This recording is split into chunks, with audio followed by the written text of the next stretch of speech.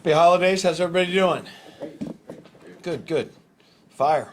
Getting near the end of the regular season here, just what do you think about your group so far and how they've kind of worked their way through the year? You know, it's been a really good group. I'm proud of the way they've played. They have continued to work, continued to get better. We got great people in that room. Feel really good about the depth that we've got and kind of the way some of the younger guys have developed and come along. But we've got a long way to go and pretty good challenge for us this week against Denver. Nick's first year with the sticker, hearing all that stuff. Spags earlier in the year was like, no question at all, this is our guy to be able to do that. Any sort of hiccups at all along the way with that part, or he just seems to have jumped right in? Yeah, I would say the exact opposite of hiccups. It's been, not that there was a high level for improvement because he started out doing really well with it, to be honest. It's very natural for him. It doesn't faze him. He does an excellent job communicating. Even when we get thrown into, it hasn't been perfect by any means. There's some challenging situations that offenses have put us in over the course of the year that have come up, but he's unfazed. He doesn't get rattled when those things come up. It's been really good and smooth, for sure. Coach, on the subject of Nick Bolton, I'm going to take you back to your time in New England. You had a couple of prolific, productive linebackers there in Mayo and as well as Hightower. Yeah. What are some of the similarities between productive linebackers that you see and the way it translates with Nick?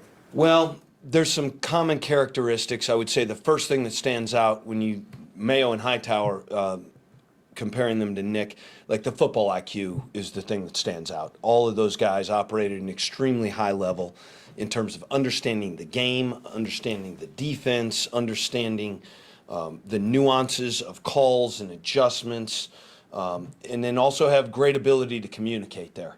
I would say that's the common thread with those guys, for sure.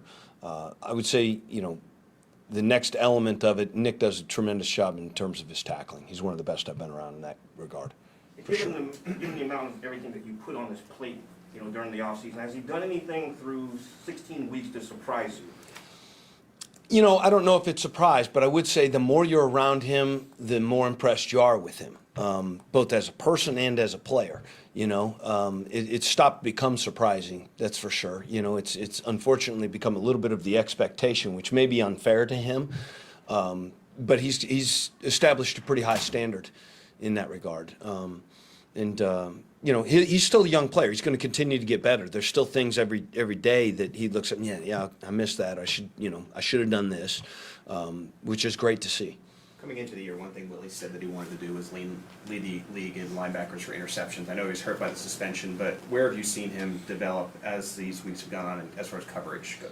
He's done a really nice job, and I would say that's something that he has worked at for sure. In fact, he had a great practice just yesterday in terms of coverage. He had I thought, Sunday's game, who did we play? Seattle. It's been a long time ago in my world. But I thought that was one of his best coverage games, honestly, both in terms of man and zone. And, he's got the speed, he's got the athleticism, man coverage in particular, that comes into play. But there's some details and some nuances and some leverage and some things that he's really worked to improve. And I would say his eyes in zone coverage, he's made a huge point of emphasis, and we've tried to work on. And I would say that's not, we haven't accomplished the objective in terms of being perfect in that regard, but we've made some strides there. He's done a really good job of working at it. Graham, it's like a reach, but so when you were in New England, they were obviously in the middle of a long stretch of winning and sustainable success. The Chiefs have a chance to have a run like that now. From your time in New England and here, is there any sort of common threads, whether cultural or team building sort of philosophies that you observed that are similar in both franchises? The one thing I would say that would stand out relative to that is nobody talks about that. And nobody on a day-to-day basis thinks about that. That it's there, and everyone knows it's there, but it's not something that you focus on, it's not something that's talked about. What you're focusing on is today, this week's opponent. We're worried about going out and having a good short yardage, goal line, third down work here today. And having the best game plan we can for Sunday's game against the Broncos. And if you do that week after week, it sounds cliche, but the results will take care of themselves. The wins and the losses will take care of themselves. So I would say that's the common theme. There's not a secret answer. Sure, and like, one part of that too is just like sort of dealing with the inherent turnover that there's gonna be in you know, season over season, no matter how good you are.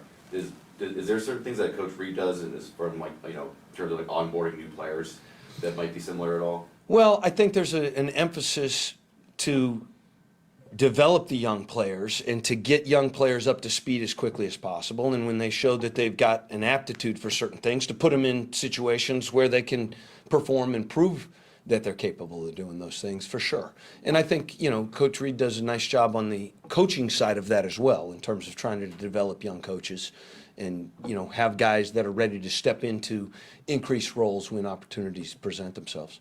On this week's game, the thing that got the Broncos back in the game a few weeks ago was the quarterback run. Yep. What's the responsibility level for your guys to kind of not allow that to happen this time? Well, that's a good question, and it presents a huge challenge. You know, Wilson does a great job of extending the downs. He, most of the time, is looking to get the ball down the field when he extends downs, and is capable of running with it, you know, if you don't have the rush lane secured to where he's got an opportunity. I'd say it's multifold. The biggest one from a coverage standpoint is when the down gets extended and he starts moving, you got to get plaster responsibilities handled. Whether you're in man or zone, you got to get positive to your matches and stay tight on them for the remainder of the down. We had another couple of situations in that previous game that, you know, we were in maybe a 5-man rush or a blitz, and we lost contain, or one of the lanes broke down, and you end up in a scramble situation, and playing off of each other and kind of regaining contain or control of the pocket is a pretty important thing with a guy like him, for sure. Yeah, thanks everyone. Thank you, guys. Right there.